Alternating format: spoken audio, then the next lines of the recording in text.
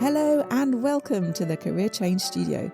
This is the place to design and create a new working life so that you can live the way that you want and need in your next chapter.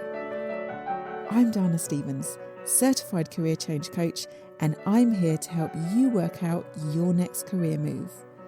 I'm going to inspire you to think about this transition in brand new ways so that you can think differently about yourself and what's possible for you. You'll also learn how to build up your belief and self-confidence so that you can finally start taking action. This is about so much more than just getting another job. This is about changing the way you live your life for the better. Hello, how are you? How was your Christmas?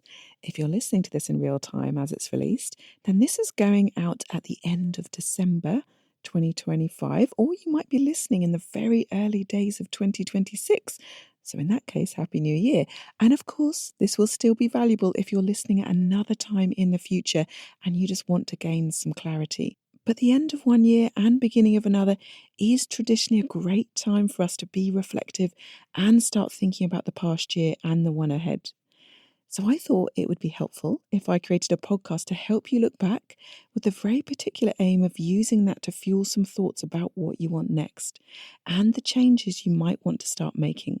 So if you've been feeling stuck, unfulfilled, or just unsure about your next career move, we're going to be looking back to help you move forwards.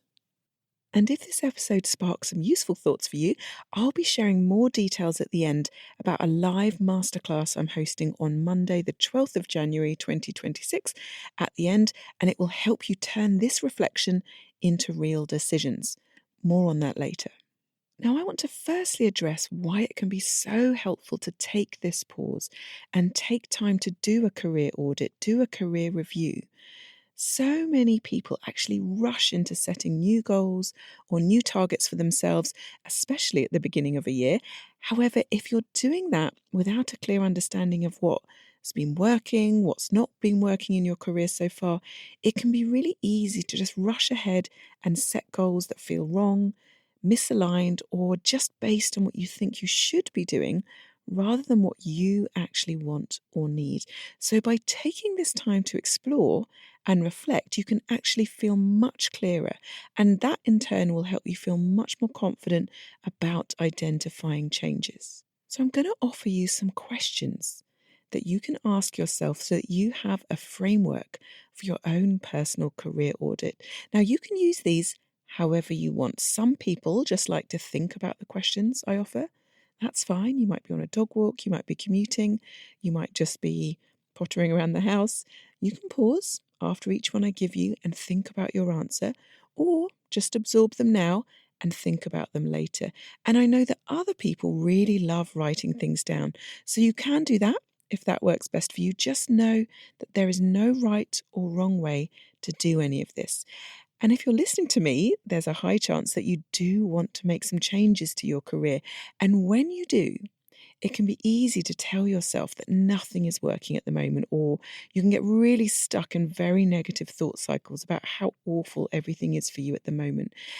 And this is why, very deliberately, I want you to start with what is working, what has been working over the last 12 months. So just ask yourself this.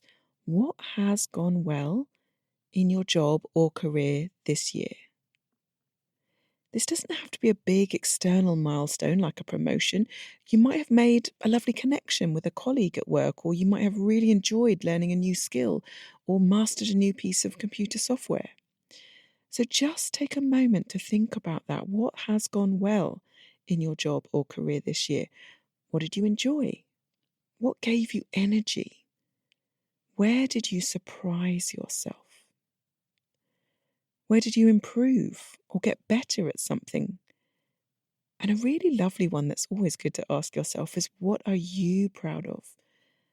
Not where did other people give you validation or congratulations, but what are you personally proud of yourself for at work in the last 12 months? I really would urge you not to skip this part. I know how it is. If you're feeling particularly negative about your job, your brain might be flooding you with all the things that went wrong over the last 12 months, the things that didn't work. And we will get to that. And it might be a struggle for you to actually find things that did work, right? But this is why it's good practice. Good practice to try and quieten those voices and really dig deep if you need to find at least some things, even if they're small things, to acknowledge that did work out for you. It could even be that you stayed at your job, even though you didn't want to. Maybe you don't like it anymore. Maybe you even hate it. But you knew that you needed to stay financially and you found a way to stick it out a little bit longer because that's the right thing for you to do at the moment. Okay, so whatever it is, whatever that thing is that you can find, no skipping this part. Try and write down at least 3 things. And if you can make a lovely long list, that's great. So the second thing I want you to focus on is I want you to be thinking about what's not been working in 2025. I know your brain probably wanted to go there first, and now we're going to give it a little bit of time to get that out there. So, what hasn't gone so well in your role in this past year? This might be a challenge or a change that's led you to start questioning things. What has been draining you? What has been draining your energy? What no longer feels meaningful or even sustainable? It could be really easy here to start listing out a whole hit list of maybe particular people that have annoyed you or minor grievances. So I'd just like to offer that it can be useful to try and focus on things that can be changed. So by all means, you can list things out if it does feel helpful, if it does feel cathartic, if it's going to help you process the year. But then do try and sum it up with what that actually means for you. So, for example, if you're thinking my manager has been really mean this year, you could list out all the mean things that they did if you think that would be helpful. But you could also decide to instead focus on what that means for you. Does having a mean manager translate to a lack of opportunity for promotion or development in your team? That's the thing you want to focus on and write down because that's the thing that's going to be useful information for you.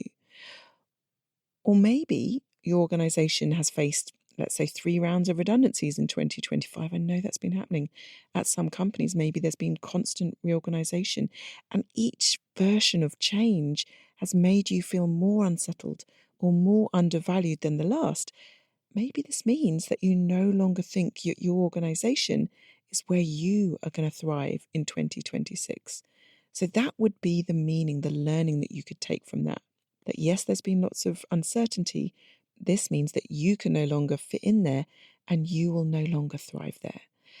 So hopefully you can see that what we're looking for is not just what isn't working, but what that really means for you personally. And this leads us on to the third area of your career audit. I want you to think about what do you want more of or less of in the next year. This could be in a really specific work sense, like do you want to lead more meetings or do you want less meetings altogether in your diary? Do you want more input in projects further upstream? Do you want more training in a specific area? Do you want more recognition for the work that you're already doing? More broadly, this could be about whether you want more work-life balance or flexibility. Maybe for you, you want more money, or a promotion, or a bigger team, or more say in the direction of your business.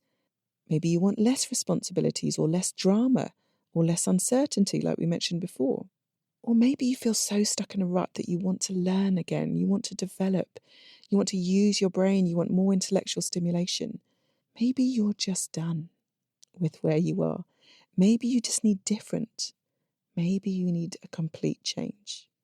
Out of the things that you come up with, I want to challenge you to think about the 3 main areas that you want to tackle in 2026. Out of all the things you want more of or less of, what are the 3 key priorities for change in the next year? Now, I don't want you to get stuck in the how at this point. Don't worry yet about how you're going to achieve these changes. The first step is to identify the changes that you do want and need now and in this next chapter of your working life. This isn't about having all the answers. Just come up with some theories, a hypothesis for the changes you think are really going to help you personally. And finally, number 4, I want you to think about what else you think you need to learn or explore to be happier or more fulfilled next year? So if you're not sure what changes you do want, ask yourself, what are the questions you might need to answer? Even that can be a great place to start. What areas of your life are you curious about? What would you like to think more about? Is this about how you're spending your day in your workplace?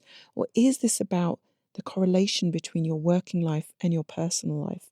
Or is this about giving more priority or time or energy to your non-working life? You could even write down what your questions are that you have, what you want to find answers to. You don't have to have all the answers now. So just remember, the point of this career audit is not to have all the answers, but it's to give yourself the time, the space, the permission to at least start reflecting, to start building up your awareness of what has been happening so far, of where you are now in your career, of what areas you think you might want to change. At this stage, it's enough to start seeing patterns and identifying possibilities. Rather than trying to rush forwards and making changes in a panic, clarity can come from taking your time and reflecting. So I've made this podcast a little bit shorter than some of the other ones I normally do, because I really want you to just use these prompts to think and reflect and maybe write things down and try and use this extra time to come up with some of the answers for yourself. If you know that 2026 is going to be your year, the year that you finally make changes to your career and therefore your life, then if today's episode has helped you to start thinking about what's next in a slightly different way, my upcoming free live masterclass session is going to help you to turn some of those insights into action. It's going to be on Monday, the 12th of January at 7 p.m. So hopefully by then, kids are back at school, everyone's back in their routines. And it's a brand new masterclass called From Stuck to Sure, Making Confident Career Change Decisions in 2026. And in that masterclass, I'm going to be sharing how you can figure out what to do next in your career. What will make the decisions not only feel easier, but be in more alignment with how you really want to be living and working in the future. You're going to find it so valuable, and I'll be doing a live Q&A as well, where you can ask me any questions that you have about the process and your own career change journey. So I'm going to put a link to sign up in the show notes, or you can go to my website. That's danastevens.com/decide 2026. That's Dana, D-A-N-A, Stevens, STEVENS.com/decide, DECIDE 2026. So don't waste another year stuck in a job that no longer works for you. Let's make this next year the one where you really start making the changes that you actually want. I can't wait to see you there. Bye for now.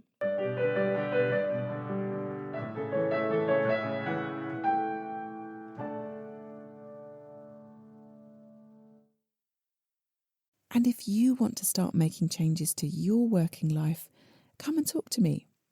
You can book a free consultation with me where we'll talk about your personal situation, what's really holding you back, and what you can do differently to start making changes. I'll let you know what type of career change coaching is going to help you, and you can ask me any questions about your personal situation or about my proven process, the Life First Career Method, a method that helps people like you change your career so that you can change your life. Just visit my website, danastevens.com. That's DANASTEVENS.com, and click on the link to book a consultation. Or you can find the link in the show notes. If you've enjoyed this podcast, make sure you get your weekly fix of inspiration and career change guidance by clicking follow or subscribe wherever you get your podcasts. And if you'd like to rate and review the podcast, that would really help me get this in front of people who also might be feeling stuck and lost. So I'd really appreciate your help. And if you know anyone, friends, family, even colleagues, who might be thinking about changing careers, please do share this podcast with them. You might just be the person that helps them change their lives for the better.